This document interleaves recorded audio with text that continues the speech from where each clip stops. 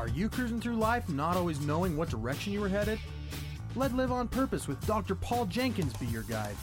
Live on Purpose will give you insights into your life and show you how you can become the driver and captain of it. No more aimless wandering. By learning the principles that govern happiness and wealth, you will be able to make personal progress that you have only dreamed possible. And now, here's your host, the shrink who expands your life, Dr. Paul.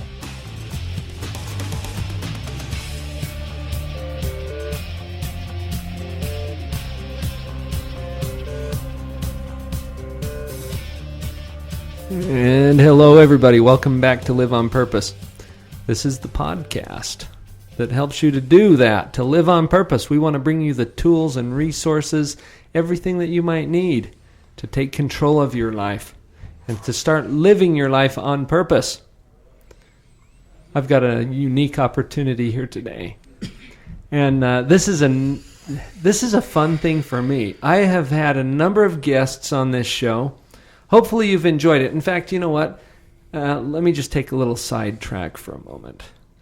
If you enjoy this show, if you have found some value in this, I would ask you to do two things. And one of those things is spread the word. Send the link to someone in your contact list.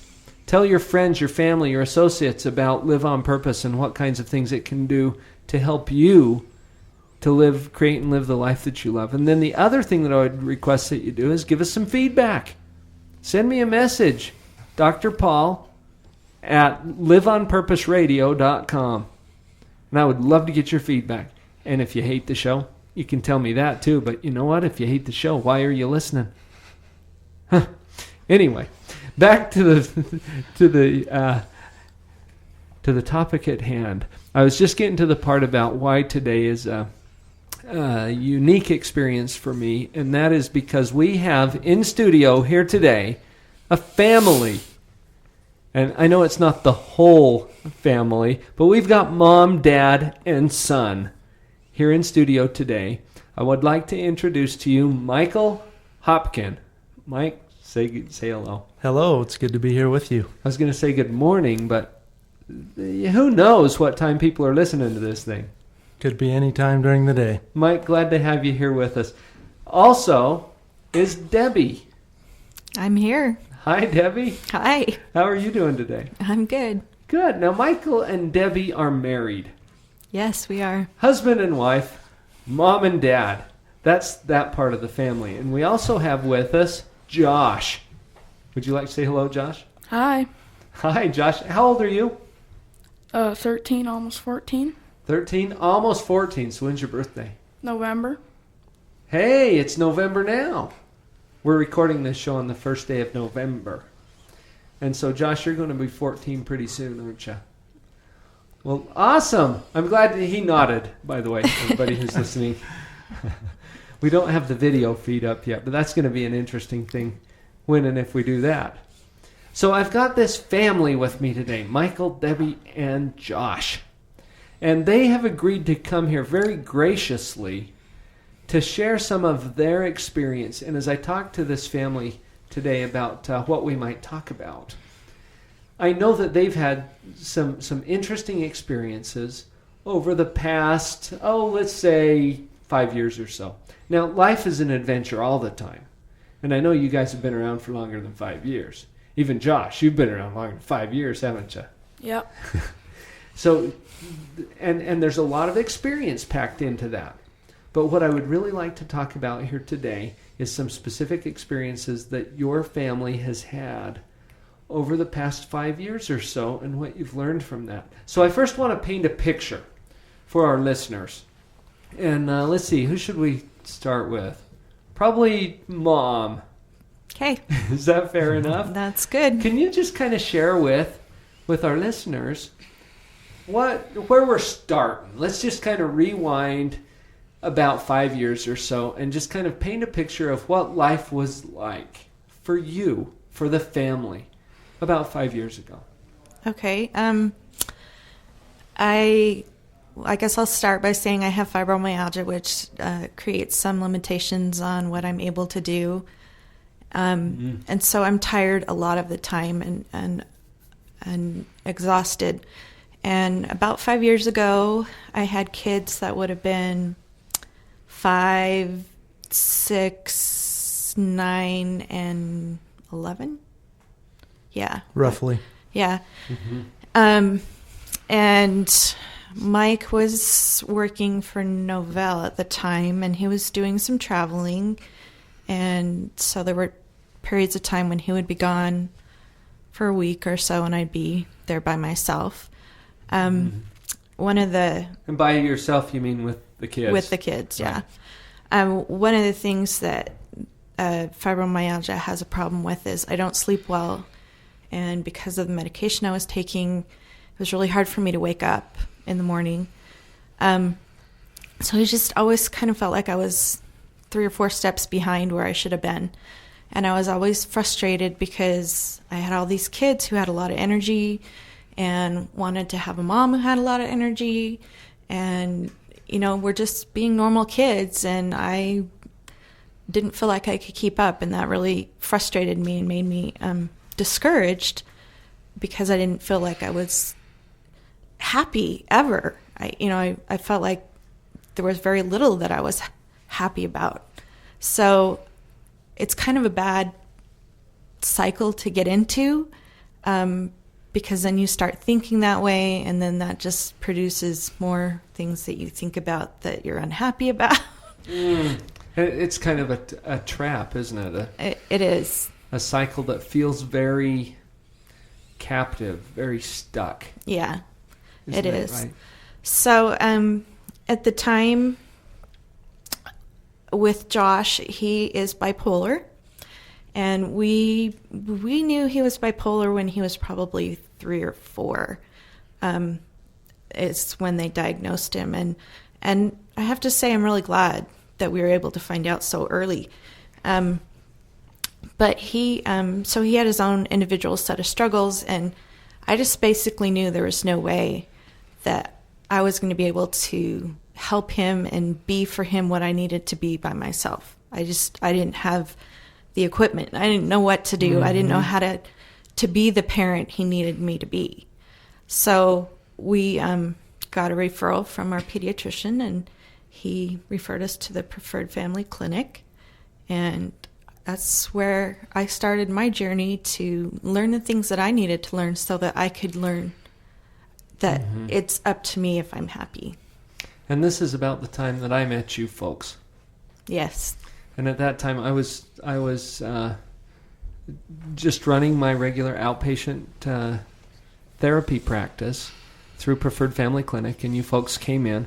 And I remember this. This was, I guess, about 5 years ago, wasn't it? And Josh, what do you remember about that time? What was life like for you around 5 years ago? I guess you would have been about 9, huh? Yeah. At the time. What was going on?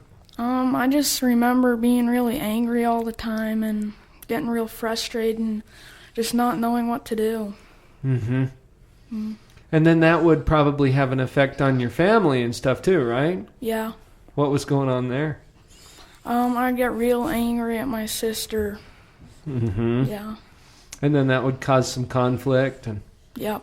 And Mom and Dad probably loved that. Well, she Maybe got to not, the but- point where she actually was scared of him. The sister did? Yeah. She didn't want... She was always worried about what she would say or do because she didn't want him to come after her. Uh-huh. So, Dad, what are your recollections? Like, talk about what it was like for you about 5 years ago. Well, as Debbie said, I was traveling quite a bit, and so I was, in some ways, I think I was removed to some degree. But I remember quite clearly Josh, getting angry, and his little brothers were somewhat scared of him at the time, and as well as his big sister, as we've said. Mm-hmm. And so it was a difficult time for our family just because there was a lot going on, and we didn't know how to handle it. We didn't know what to do. Now, Debbie, you were talking about how you got referred to the clinic where I was working, and I started to meet with you and your family at that time. Michael, you were off doing some other things, but weren't really a part of all that. You didn't mention that piece. Yeah, I did fail to mention that. I kind of was watching this from a distance to some degree because Debbie would come home and tell me about the things that had gone on in the counseling sessions and what you had learned or what she had learned and how that had went. But I never had obviously a strong desire to go into those sessions. That is probably a topic for a different podcast some other day. But well, I don't know. Can you get the brief version at least? Did you have like a psychophobia or something? Well, I don't think he thought he needed it. Yeah, I didn't think I needed to hear anything. No. Right. Which, of course, I didn't need to go in and talk to a psychologist. You're okay after all. Exactly. But it was also partly I had this feeling that Debbie could handle it. She was handling it fine, and I didn't really need to be involved, which in and of itself, in hindsight, was very wrong. But, those kind of things cross your mind at times. Mm-hmm. So meanwhile, Debbie, you're thinking what? That's a cop-out. Well, and at the time, you've already described how you were feeling, just kind of stuck and probably quite alone. Yeah. In doing this, and that was a completely different perception from what you had, Mike. Yeah, it was. That's because I was a primary caregiver. Mm-hmm. Mm-hmm. He came home on the weekends. So we've kind of painted a picture here for what things were like, and Debbie, you've kind of helped to lead into what we're going to be talking about, especially as we come back from this first commercial break. Where are the tools? Where are the tools that I need in order to make some repairs here or to move forward or make some kind of progress? And Josh, I want you to be thinking about this too, because I've noticed a lot about what you've learned.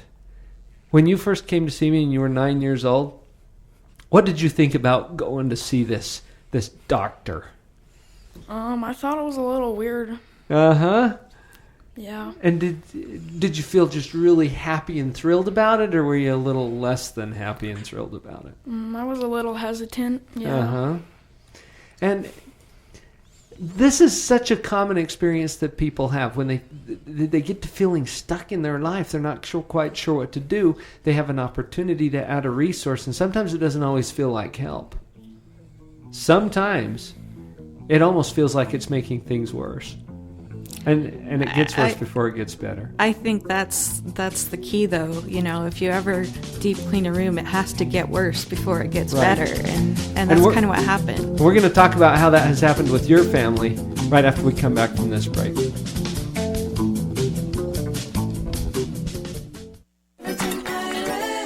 Relishing a week with your sweetheart in paradise. Spending that same week with other like-minded couples who live in abundance. Increasing your knowledge through powerful seminars geared toward helping you take your marriage to a new level. This is only a fraction of the value waiting for you on this year's Marital Magic Couples Cruise. Producer Retreats has teamed up with Dr. Paul and Craig Rollo to set the theme for this year's cruise as A More Perfect Union. Join us on January 26, 2008, as we visit the beautiful Eastern Caribbean islands aboard Royal Caribbean's Freedom of the Seas. Call 1-800-591-2432 to select your package and book your spot. You can get more details at producerretreats.com. Limited cabins are available for this event, so book today by calling 1-800-591-2432. We'll see you on board.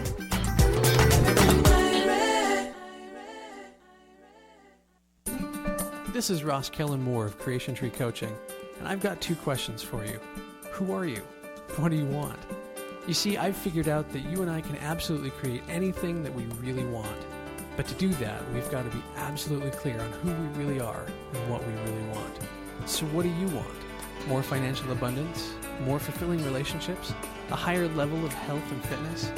How about finding your work that allows you to create massive value for others in the way that you love most? Welcome to Creation Tree Coaching. We are the world's premier provider of abundance, education, and resources. We are here to help you create the life you really love. Begin now at creationtreecoaching.com. Check out our live teleseminar classes and podcasts. Get to know our coaches and schedule a coaching session. Explore training for your business and employees. Welcome to Creation Tree Coaching and a whole new world that you create on purpose. I need to pray if you want to change the path you're on. Then say, I need to wake up.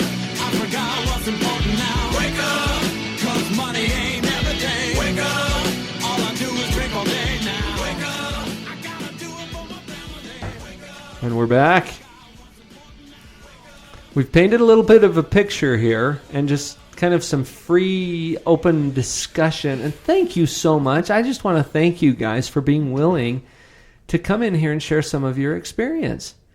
It's probably not the most comfortable thing in the world to do. Not exactly. And you know, I come in here and I do this podcast at least once a week. I did another episode yesterday. I've got several scheduled in the next few weeks, and it's just so natural for me to come in here and get on the mics and the headphones and just have these discussions. And then during the break, I started thinking a little bit, wait a minute. This is your life we're talking about here. This is very personal stuff.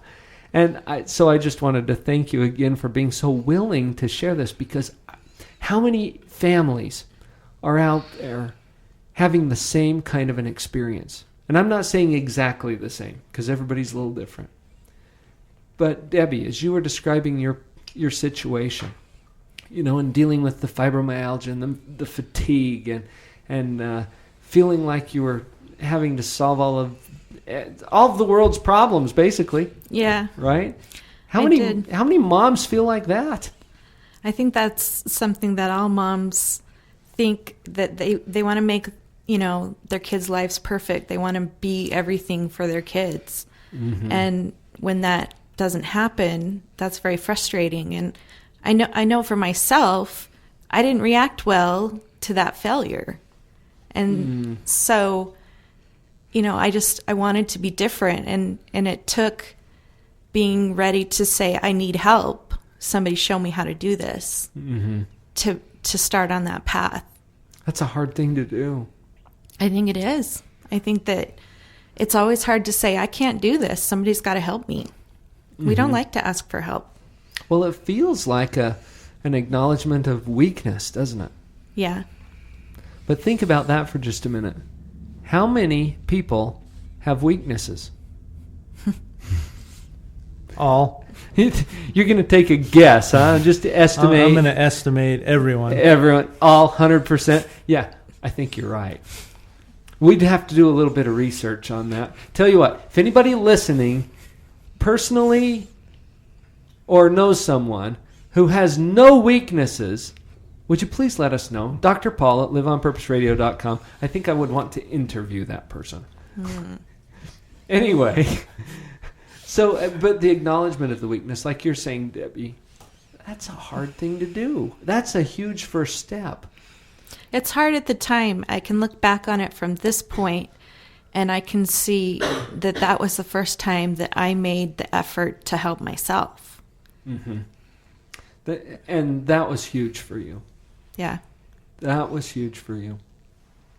Let's talk for just a few minutes about some of the realizations, because what I've noticed as people go through a process of change, they realize certain things, and it's really a connection with principles. Yeah. Because it's the principles that govern everything. Mm-hmm. So I know that you and your family have had an opportunity to get connected with principles and to realize, oh, it's those aha experiences. Yes. And I know you've all had them, and you're smiling, and you've all got, Josh has got one. He's ready to roll too. But Debbie, since we've got you talking, what was one of those primary aha experiences that you had early on? I can remember the day that I was talking with you in your office, and I just was frustrated because I couldn't solve all the problems that were going on in our house. And you asked me to give you an example, and so I told you, well, if this happens and this kid's this upset, and well, how do I do this? And you said, well, it's not really your job to solve their problems. And I thought, oh, really? Ding, ding, ding, ding, ding. I don't have to solve them for them? And that just, I don't know, it was like a light turned on, and I went, oh, what I really want to do is teach them to solve their own problems. And I looked at it from a very different point of view after that, and it was amazing. Wow. That changed a lot of things for you. Yeah, it did. You started to see it differently, and that automatically led to starting to handle things differently and to do things differently. Well, I didn't feel as overwhelmed about all of the little fights or bickering that went on because I didn't feel like I had to stop it or fix it. Now, you mentioned a few diagnoses earlier. Oh, yes. Okay, now I've had some fun with diagnosis in the past, right? And some diagnoses have no cure, right? That we're aware of. Some. Now, and it's interesting when people say that. Let me just ask you, and I don't even know what you're going to say to this, Debbie, but I'm going to go out on a limb and ask you anyway. Did you see any improvement in the diagnoses as you started to have these realizations?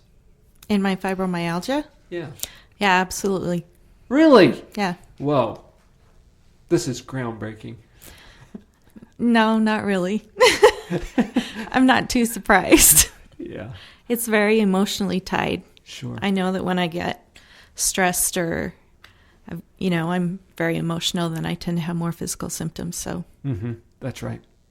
Well, and this is why I wanted to ask you that question, because in the medical field, there are all of these diagnoses.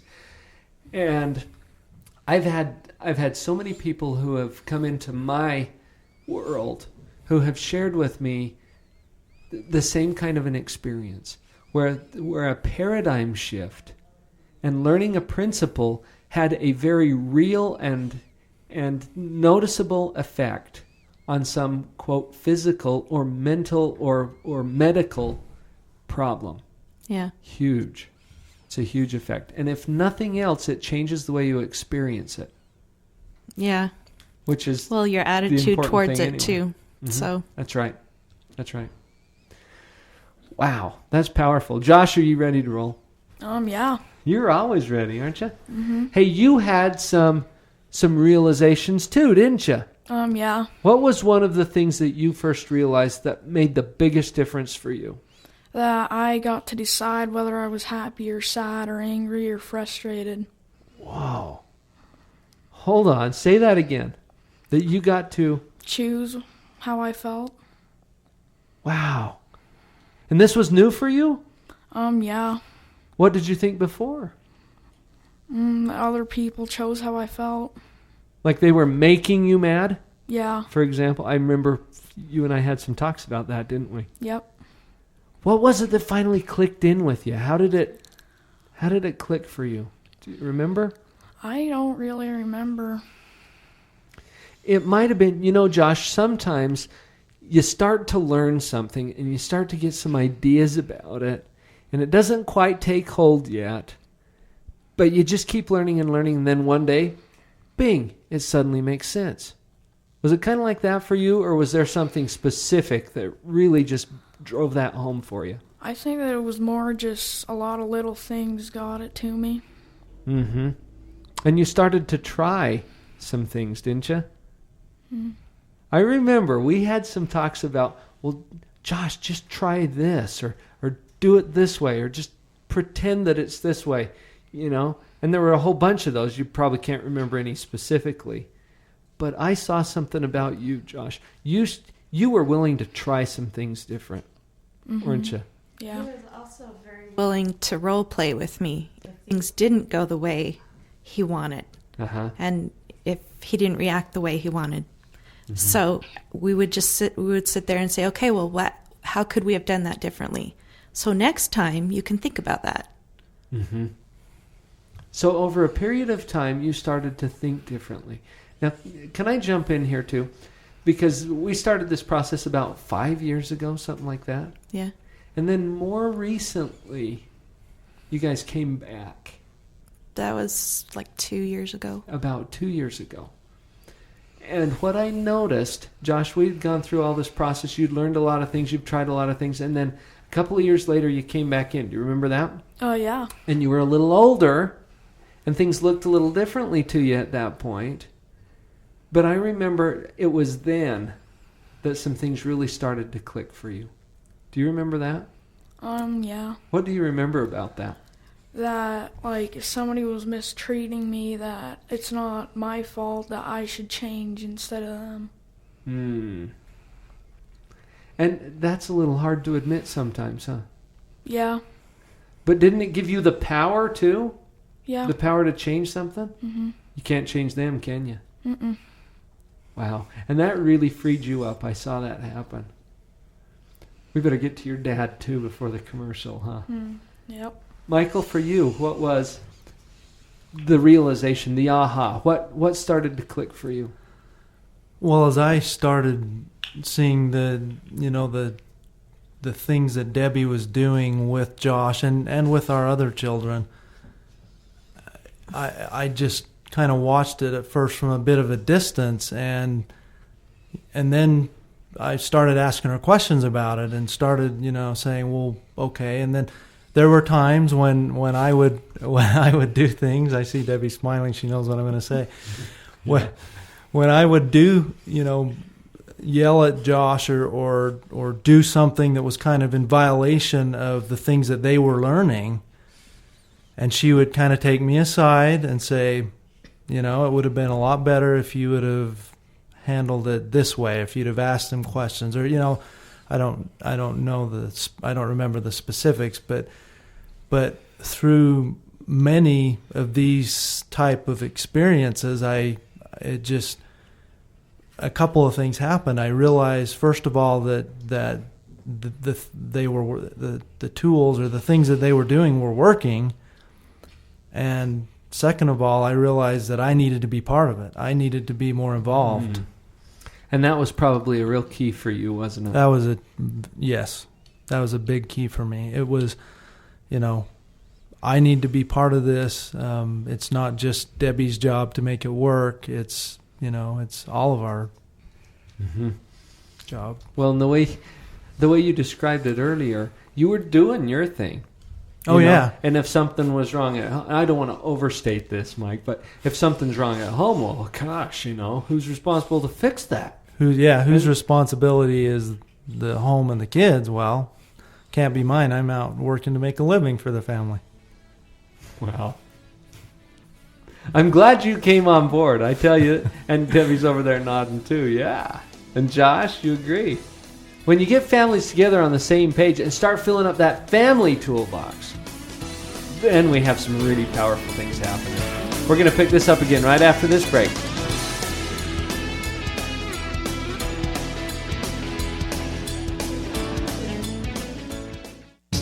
This is Dr. Paul, the shrink who expands your life. I'm so glad that you've joined me for the Live on Purpose podcast. Please visit my website, drpaul.org. There you can subscribe to my weekly e-zine, Empower. Browse the events page to get connected with what's coming up or pick up some CDs or other great products. I also want to point you toward our sponsors, CreationTreeCoaching.com and ProducerRetreats.com. In 1935, the federal government stopped the minting of pure silver dollars for general circulation. When the dollar coin returned back to circulation in 1971, it was the silverless Eisenhower dollar. This explains why your great-grandfather always had a silver coin in his pocket, and you never have. We're 180 Degrees, and we have a pure silver coin with your name on it. If you're a young entrepreneur and feel like you're up for a challenge, contact us immediately at move180.com. That's move180.com. Click on the Contact Us link on the website and include the keyword silver in your information request. We will contact you shortly about how to retrieve your silver coin. While you're there, browse the website to learn more about us. Let's put some silver in your pocket at move180.com. If you live in the Utah County area, and if you like what you hear on this program, then this opportunity is for you. I am hosting a weekly mastermind group called Paradigm Insurance every Wednesday from 4 to 5:30 at my office. Call Eric at 801-2 801-221-0223 for more details. We prefer an abundant atmosphere, so please wipe your mind before entering. That's 801-221-0223.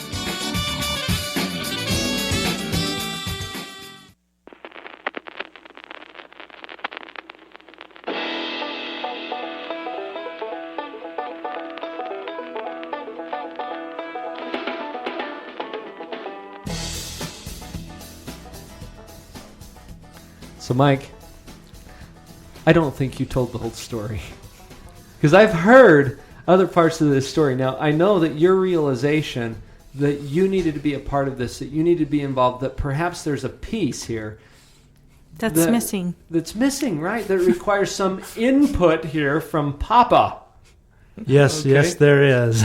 Well, tell a little bit about that story. How did it happen for you? Well, I think the catalyst for the change came almost exactly a year ago. So that kind of tells you how long I was kind of in and out of the conversations and whatnot without being totally engaged. But about a year ago, Debbie and I took a trip to Europe, spent a little bit of time in Vienna, but for a conference I had. After that conference, we stayed an extra week, and we actually drove, I think we ended up driving somewhere around 2,000 kilometers. Didn't do the math on miles, but in Germany and Austria. Oh, wow. Just kind of touring around Europe there. Yeah, and just probably not even an hour after we were on the road and we were kind of out in the beautiful countryside. It was beautiful that time of year. Debbie said, I brought these CDs that I think would be good for us to listen to. You cornered him, didn't you? I trapped him. And she knew that, my BlackBerry wouldn't work and I couldn't get my computer and get online and, get distracted by anything. And so Debbie put in the first CD of Parental Power. Mm-hmm. I'm familiar with it. Yeah, I'm sure you are. By Dr. Paul. You can get that on the website, by the way, drpaul.org. Go to the products page. And we started listening to it, and as it was playing, and you're going through your presentation, Debbie is kind of just nonchalantly pointing out, this is kind of how this has worked with Josh, and the things that I've done, and how it's worked, and anyway, over the 4 or 5 days that we were driving, I think we listened to that twice, at least twice, if not more. And then we also listened to Your Live on Purpose. And between those experiences and honestly just the experience of spending that much time alone, away with Debbie, not having any distractions around, mm-hmm. We had some good deep conversations. We had a lot of great conversations. Wow, you know what? There is so much treasure that's wrapped up in what you just shared. That whole experience. Debbie, first of all, you're a genius. She is. You wanted things to be different, and you had already had some powerful paradigm-changing experiences, but you really wanted your husband to be on the same page with you. Yeah, maybe part of that was I was tired of having to say, no, you can't do it that way. Uh-huh. That doesn't work. Let's try this way. And he didn't really know where I was coming from with mm-hmm. that. And so he couldn't really grasp what I was trying to accomplish. Mm-hmm. So and so you cornered him in Europe, yep. Got him disconnected and detached from everything else. And ultimately connected. And then indoctrinated him. You brainwashed him. I did, in Germany. And I helped you. So, Mike, that was your first introduction, really, to some of the principles that we talk about. The toolbox for the family. Mm-hmm. Right. And really, that's the crux of our show here today. The toolbox for the family. How do you use a tool that you don't even know you have? Well, you don't know exists. Right. So you started that process of realization as you went through that experience. But I wanted to point out another thing too. And you said spending some quality and quantity time together as a couple. And you'll remember on the Parental Power program that one of the things that I recommend is that you first take care of yourself. Right. Second, take care of the team. And that means mom and dad. Yes. Okay? And if you're a single parent, you still have a team. But for homes where there are two parents on board, that primary team is mom and dad, and getting you on the same page. And you guys know that we do cruises and retreats. In fact, you were at our last Marital Magic retreat. Yeah. Yes. On Mother's Day weekend. Yep. And this show isn't about that whole retreat and stuff, but I just want to reinforce that the things that worked for you were those kinds of things. Let's get on the same page. You said, Mike, that you got disconnected from a lot of things, but that helped you to ultimately get connected Yes. with what was really important. Yeah, it's so easy to get wrapped up in work and in sports. A lot of people get wrapped up in sports, and there's all kinds of different things that you can allow to kind of take over your life. And I guess there's a lot worse things as well, but it's just really easy to get wrapped up, and until you can take time and kind of back away and let your mind start to think a little differently, that's what it took for me. Mm-hmm. So is life any different now? Very. Absolutely. You think so too, Josh? Yeah. Yeah? That's just teenager for, I guess. Right? Yep. How is it different? How has life changed for you, Debbie? Well, if I was to compare my life now to 5 years ago, I spent an awful lot of my time 5 years ago screaming and yelling. And oh, really? And it's not that you wanted to. Can I point that out? No, I didn't want to be that way. I just didn't know how to be any different. Uh-huh. So, I didn't want to yell, but I did. And that's part of why I hated so much is I didn't want to be that person. And that's who I was. Mm-hmm. And now I don't yell. I don't even have a desire to. Mm-hmm. It's kind of like that scripture where it says they lose all desire to sin. Mm-hmm. And I felt that way, very much, that I don't even want to anymore. I don't ever feel like I need to. Mm-hmm.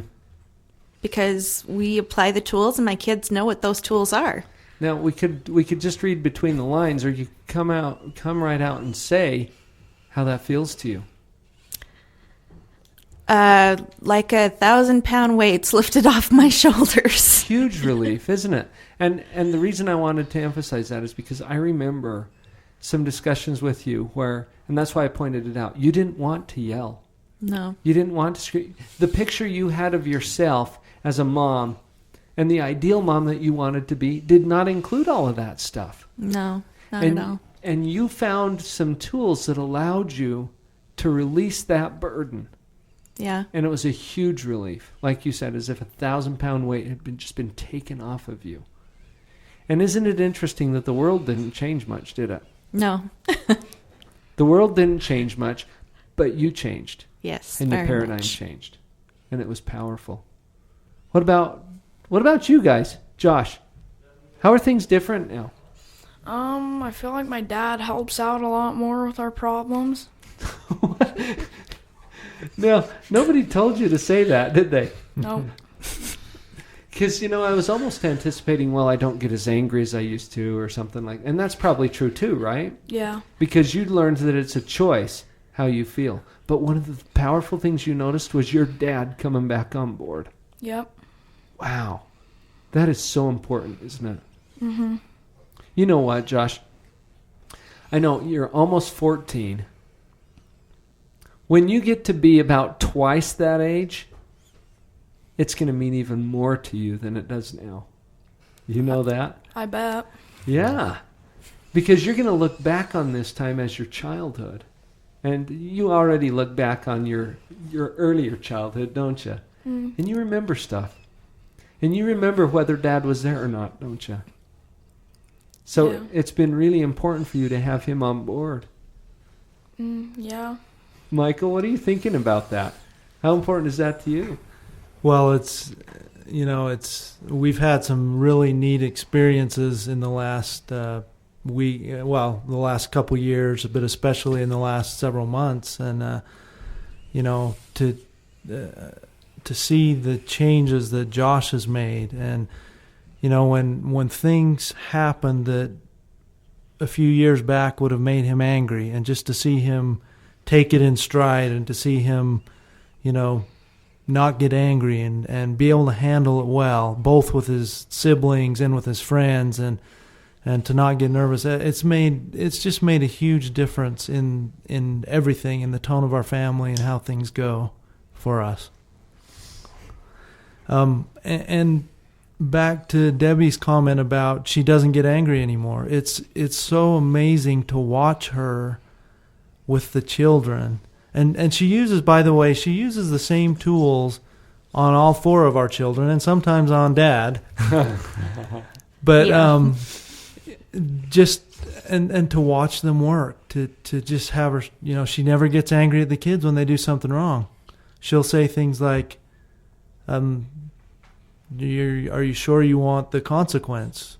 Or, just things like that. And it's made a big difference in the climate, I guess.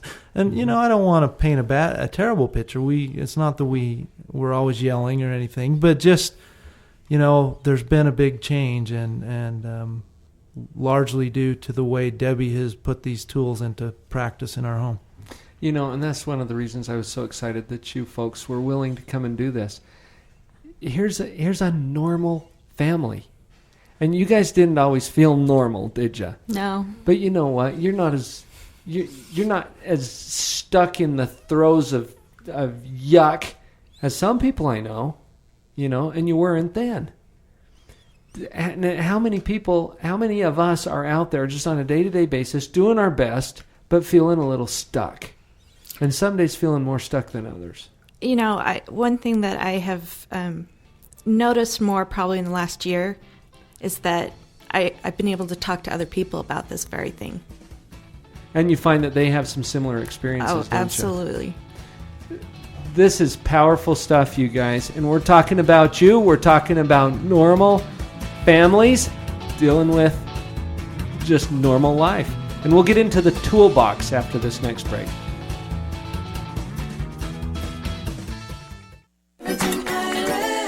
Relishing a week with your sweetheart in paradise. Spending that same week with other like-minded couples who live in abundance. Increasing your knowledge through powerful seminars geared toward helping you take your marriage to a new level. This is only a fraction of the value waiting for you on this year's Marital Magic Couples Cruise. Producer Retreats has teamed up with Dr. Paul and Craig Rollo to set the theme for this year's cruise as A More Perfect Union. Join us on January 26, 2008, as we visit the beautiful Eastern Caribbean islands aboard Royal Caribbean's Freedom of the Seas. Call 1-800-591-2432 to select your package and book your spot. You can get more details at producerretreats.com. Limited cabins are available for this event, so book today by calling 1-800-591-2432. We'll see you on board.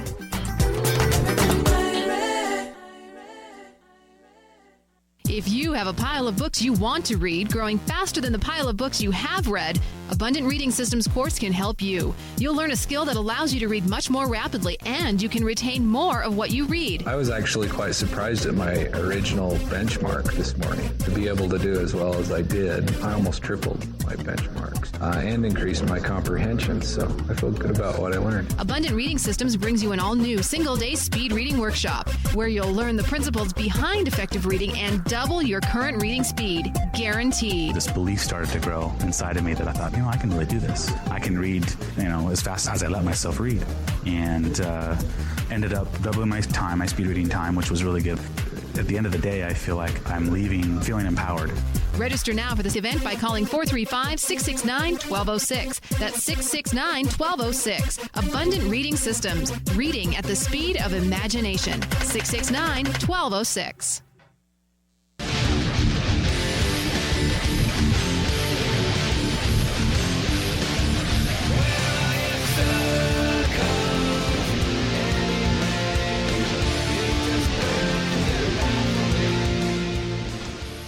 We're down to our very last segment, you guys. This flies, doesn't it?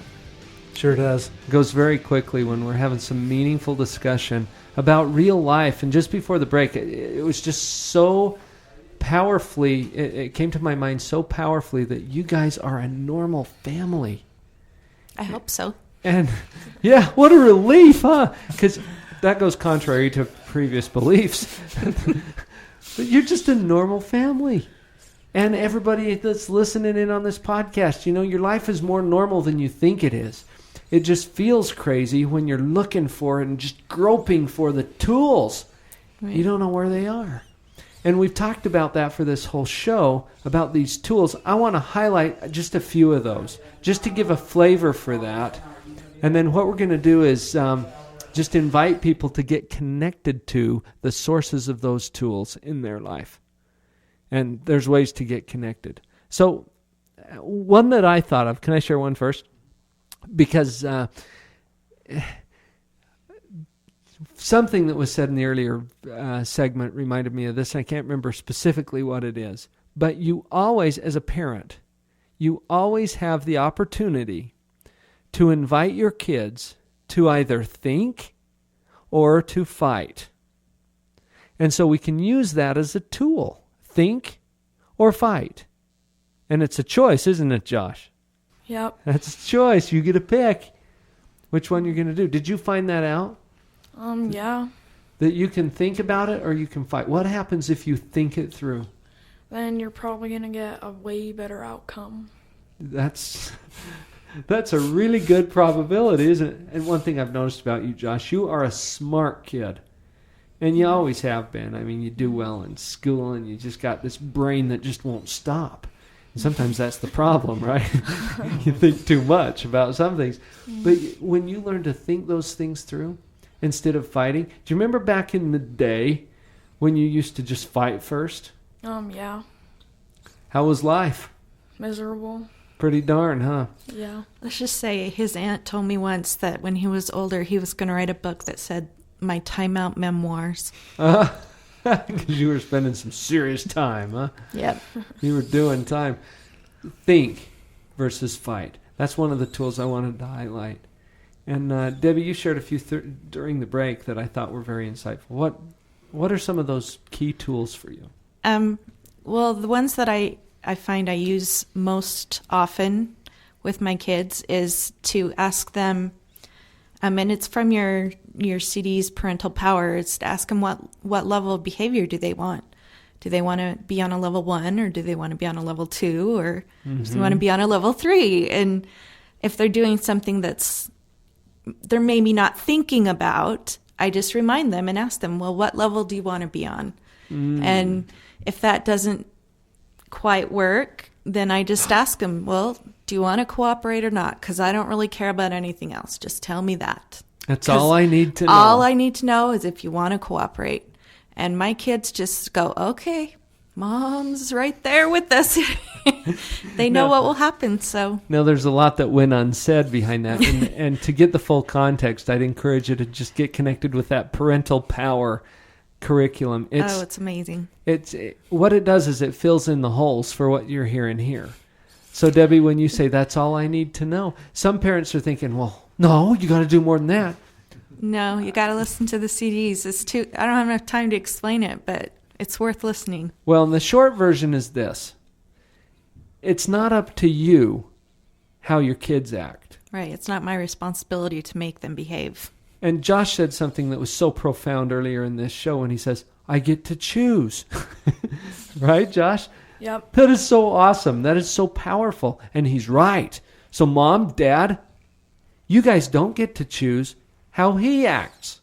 No, do you? That was kind of an eye-opener to me, too, when I figured that out. So the tool here is maybe that phrase, that's all I need to know. All I need to know is, will you cooperate with me? That's all I need to know. And then once you know that, and come on, parents, you know, don't you? You know if your kids are willing to cooperate with you. But Debbie, what you're saying is that you use that phrase as a tool. Yes. That triggers your kids to think. Exactly. Instead of fight. Right. Because if they say, no, I'm not going to cooperate with you, you know exactly what to do, don't you? Yep. And they know exactly what I'll do. It is so fun to watch you answer that question, because here's this woman who has confidence, you know? And you didn't always have it, Debbie. No. It's very empowering. Your because, kids used to hold you hostage. Oh, yeah. I was very much. Well, and I felt like I was a victim, and I learned that I'm not the victim. That's right. Well, that's a choice, isn't it? Yeah. Wow. Powerful. Mike, you had a thought about a tool that you wanted to share. Well, I think, for me, just watching Debbie put into practice this, are you going to cooperate? And it took her, I don't want to guess how long it took her to teach that to me. Try a year. But at least a year where she was teaching that to me, and, I started using it, and it worked. Mm-hmm.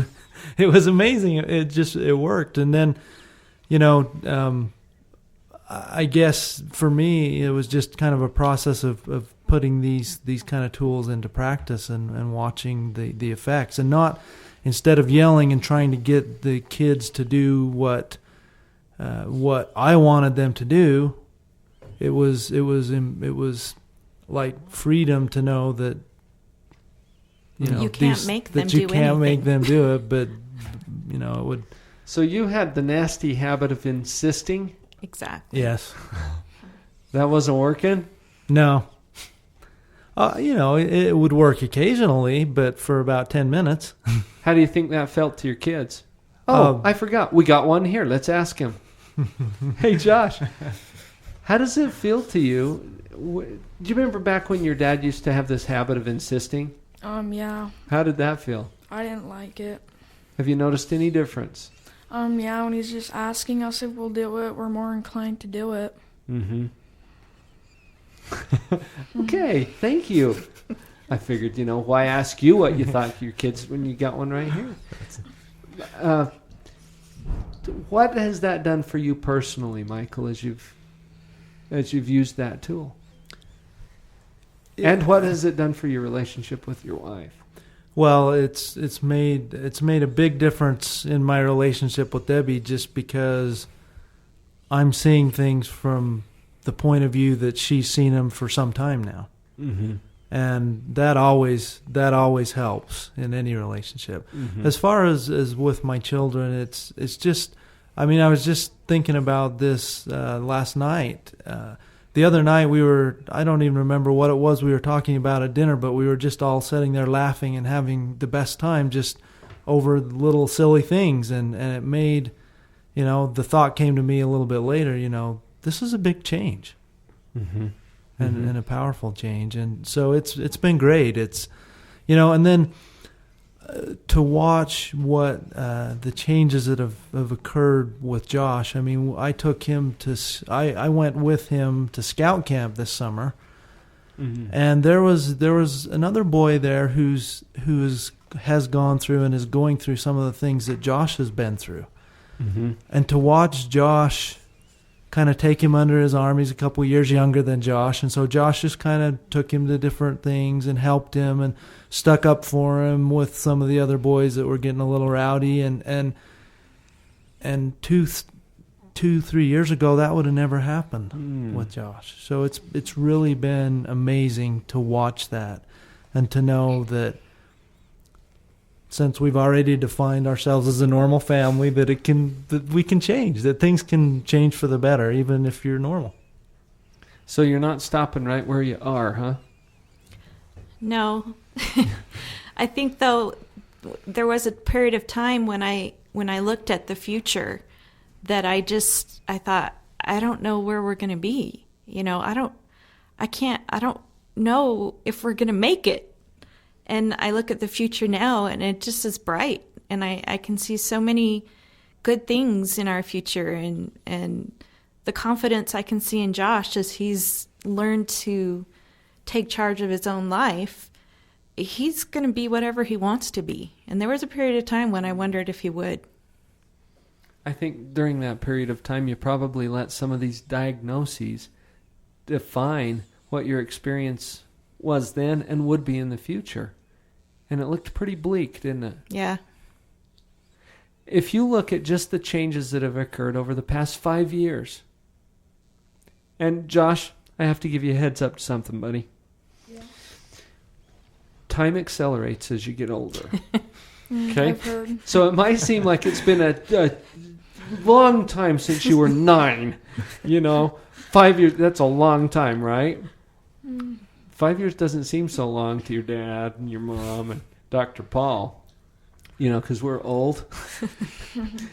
But just in the last 5 years, you've seen some enormous, huge, earth-moving changes in your family and in your experience and in your confidence and in your relationships, haven't you? Now, you're not perfect. No. At least I've noticed you're not. You know us too well now. I know you well enough to know that you're not perfect, but nobody is. Okay? And I know you're not perfect and you're not doing everything right. But what you're saying is you've found some tools, you're using those tools, and it's making a difference. What's likely to happen if you continue to use tools and to find new ones that you don't even know exist yet? What's likely to be, and this is what you were referring to, isn't it, Abby? That down the road it looks bright. It doesn't look bleak anymore. I don't worry about whether my kids will be successful. I know they're going to be successful. Oh, how valuable is that to a mom? Lots. But, and maybe the corollary to that, if they're not. It's not my fault. It's not you, is it? It's not about you. No. Any final thoughts, Mike, Josh? It's just amazing to see the changes and to know, what I would like people to take away from this is that people can change, that parents can change. We can do things differently that will make a huge difference in the lives of our children, and children can change. And I just... So Josh showed me his report card from the first term, straight A's. 2 years ago, he was way lower than that. But, and grades aren't everything, but just his attitude and his ability to interact with his siblings, it's been amazing. Anything else from you, Josh? Just that people have the choice to decide whether they're going to be happy or sad, and that they should just not feel sad all the time. Wow. There's a lot of adults that I wish knew that. And Josh, because you know that now at this time in your life, it's going to help you to just fly. Just be so successful in this life. What a wonderful opportunity we've had here today. Thank you to the Hopkin family, Michael, Debbie, Josh, for being here today. And we're helping other people to live on purpose. So thanks for being here. Stick with us, everybody, for the next episode, and go out there and live on purpose.